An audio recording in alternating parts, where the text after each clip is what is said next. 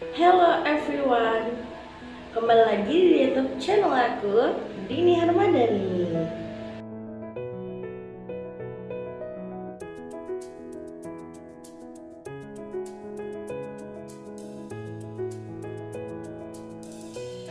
Jadi kali ini aku akan menyampaikan materi tentang psikoanalisis. Saksikan ya, stay tune.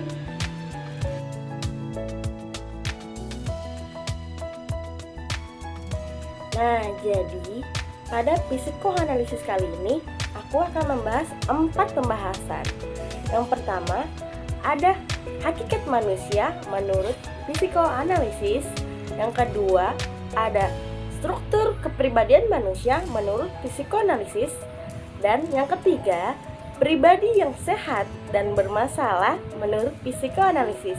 Dan yang terakhir adalah hakikat konseling menurut psikoanalisis. Nah, jadi yang pertama itu adalah hakikat manusia menurut psikoanalisis. Jadi, menurut pendekatan psikoanalisis, pribadi manusia adalah hasil interaksi dari 3 pilar atau komponen kepribadian, yaitu komponen psikologis, biologis, dan sosial.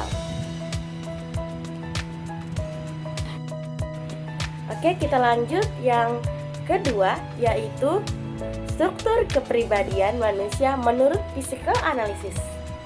Nah, jadi dalam teori psikoanalisis, kepribadian dipandang sebagai suatu struktur yang terdiri dari 3 unsur atau sistem, yaitu id, ego, dan superego. Nah, jadi ketiga sistem kepribadian ini satu sama lain saling berkaitan untuk membentuk suatu totalitas. Nah, pembahasan yang ketiga, pribadi yang sehat dan bermasalah menurut psikologi analis. Menurut psikologi analisis itu seperti apa ya?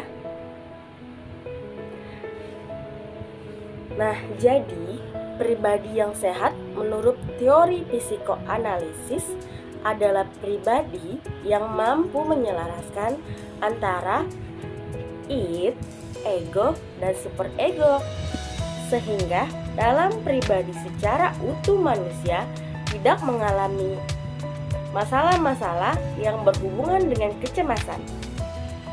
Ego bertindak secara rasional dan bukan secara irasional. Adapun ciri-ciri pribadi yang sehat menurut psikoanalisis adalah ego bersifat secara realistis, dapat menggunakan struktur kepribadian secara efektif, serta mekanisme pertahanan diri bersifat efektif. Lalu, seseorang yang dikatakan sebagai pribadi yang bermasalah itu bagaimana ya? Nah, jadi seseorang yang dikatakan sebagai pribadi yang bermasalah apabila dalam dirinya terjadi ketidaksinambungan antara id, ego, dan superego tadi. Jadi, kecemasan akan masa lalu dan ketakutan akan masa depan itu akan bermunculan. Nah, jadi memiliki pertahanan diri yang tidak baik sehingga secara sadar maupun tidak sadar mempengaruhi perilaku atau tindakan secara nyata. Adapun ciri-ciri pribadi yang bermasalah menurut psikoanalisis diantaranya jika terjadi kecemasan pada dirinya serta jika mekanisme pertahanan tubuhnya tidak berfungsi lagi. Tuh, hati-hati loh. Nah, yang pembahasan selanjutnya yang terakhir nih, yaitu hakikat konseling menurut psikoanalisis. Jadi, menurut ahli Proska dalam Latiput 2005, bahwasannya konseling Dalam psikoanalisis terdapat dua bagian, yaitu hubungan antara konseli atau klien dan konselor.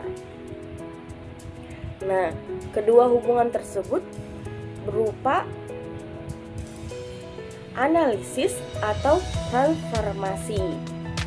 Pasti kalian bingung, apa sih, bagaimana sih analisis dalam psikoanalisis?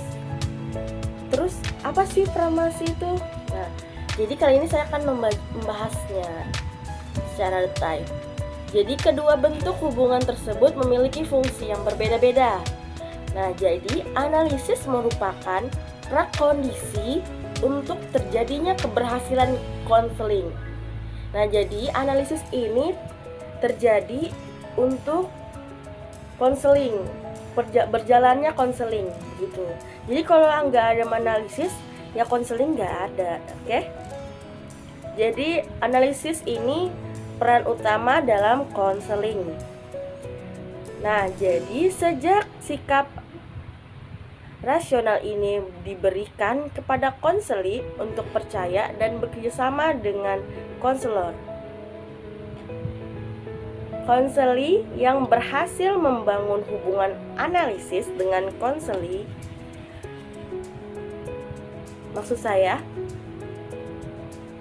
konselor yang berhasil membangun hubungan analisis dengan konseli dikemungkinkan akan lebih berhasil proses selanjutnya.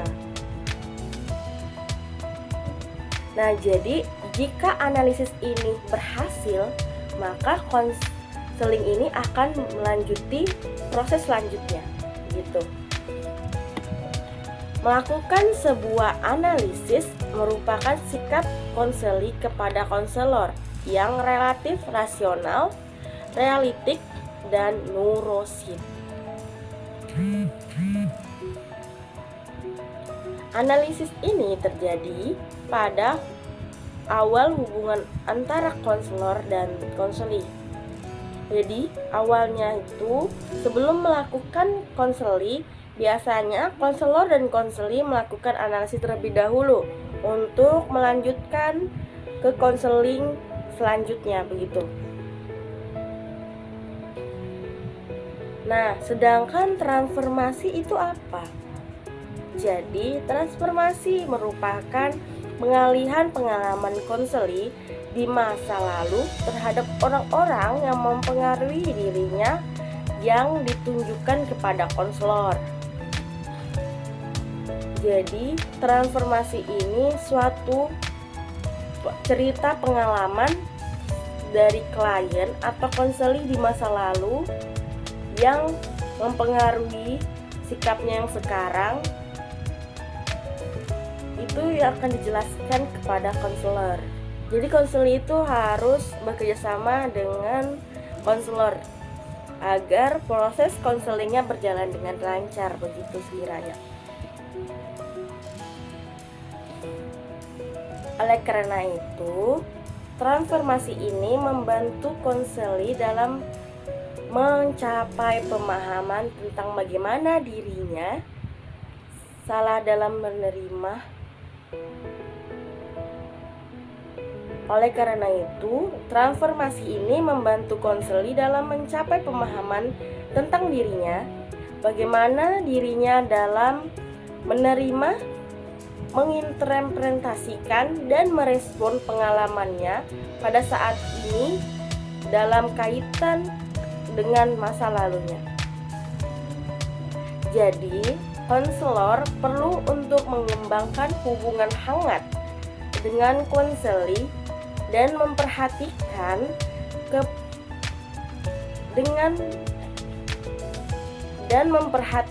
sepenuhnya kepada konseli dengan tujuan untuk terus menjaga kepercayaan konselor pada konseli.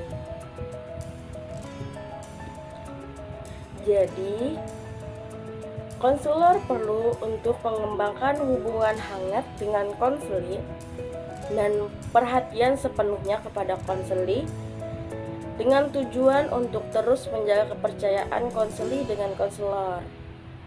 Untuk membangun kehangatan tersebut, konseli, maksud saya konselor, harus memberikan rasa percaya diri kepada konseli. Jadi konselinya akan lebih terbuka kepada konselornya. Jadi itu saja yang bisa saya sampaikan, kurang lebihnya mohon dimaafkan. Wassalamualaikum warahmatullahi wabarakatuh. Jika ada kritik dan saran yang kalian berikan, tolong dicat di kolom komentar ya. Dadah.